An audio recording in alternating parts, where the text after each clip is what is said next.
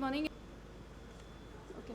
So the medical education is undergoing a shift towards innovative learning approaches. Growth in information and technology demand active learning and skill development.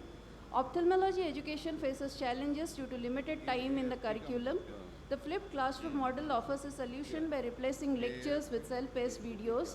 So research supports the effectiveness of flipped classrooms in various... Swati, 1 minute. Is this for marking or? No, it's not for marking. Not for marking, right? You got an award also for this. Yes, sir. Yes, it is a keynote address. Sorry. Congratulations. Very Thank good. You, so limited research exists on flipped classrooms specifically for ophthalmology. So what is flipped classroom? It's a pedagogical approach that inverts the traditional teaching methods. Students engage with course material independently before the class, like videos and readings, and the class time is dedicated to active learning activities like discussions and problem solving and projects.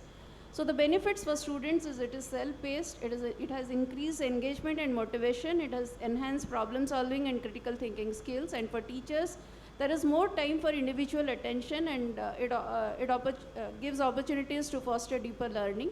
It has enhanced student-teacher relationships. So a meta-analysis had demonstrated the superiority of the flipped classroom over traditional lectures, and Tang et al. And Lin et al. Studies that demonstrated the successful implementation in teaching ocular trauma and glaucoma.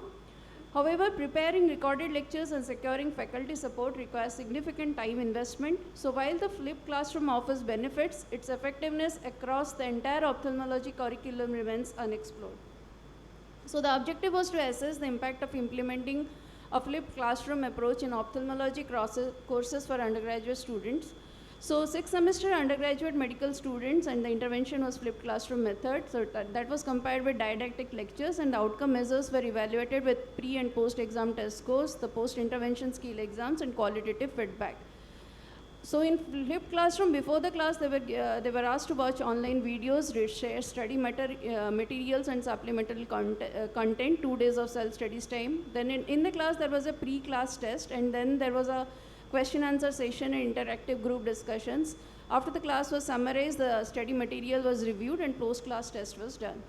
So these are some examples of what could be shared. Then the didactic lectures, it was just a pre-class test, and you listen to the didactic lectures, and that is followed by a question and answer session, post-class test, and skill assessment.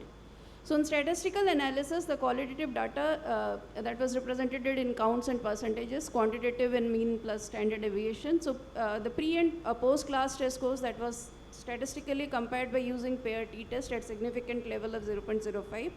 A Likert scale was used to grade the responses, and SPSS 20 was used. So when the mean pre-test and post-test scores were compared in various age groups, and in flipped classroom, it had a better performance. So in flipped classroom, it helped them in understanding the subject and content retention to create interest, and the level of interaction was also quite high. The ability to hold concentration was better, but it required a high amount of preparation. So the practical learning was better in that. So it exhibited significant improvements in self-rated learning ability compared to the comparison group. And the intervention group skill exam scores were statistically significantly higher than those of the comparison group. The qualitative feedback also supported the positive impact of this approach, and there was no statistically significant difference between during practical skill demonstration. So it was a highly effective model in enhancing student learning outcomes in opthal. So students achieved comparable or superior performance in a significantly shorter time, and it received positive feedback from the students. They valued the flexibility and active learning opportunities, and it had the learning strategies like group discussions and problem-based learning. They were integrated into this model. So the use of technology, it can enhance the student engagement. The students can learn at their own pace and revisit the material as needed. It can be adapted to different learning objectives, and future research can further explore the long-term impact of this. So further, the studies can also investigate the cost effectiveness of this approach.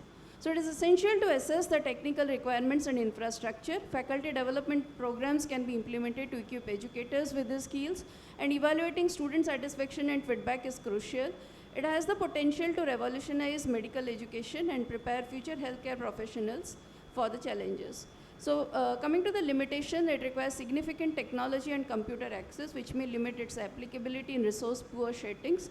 Student fatigue and focus on new subjects can further reduce the survey response rates. So to conclude, for implementation, it requires careful planning and organization, high-quality instructional materials, effective classroom activities and assessments, technical support and training for faculty and students, ongoing evaluation and refinement. So by addressing these challenges and leveraging the opportunities, the flipped classroom can be a valuable tool for enhancing ophthalmology education.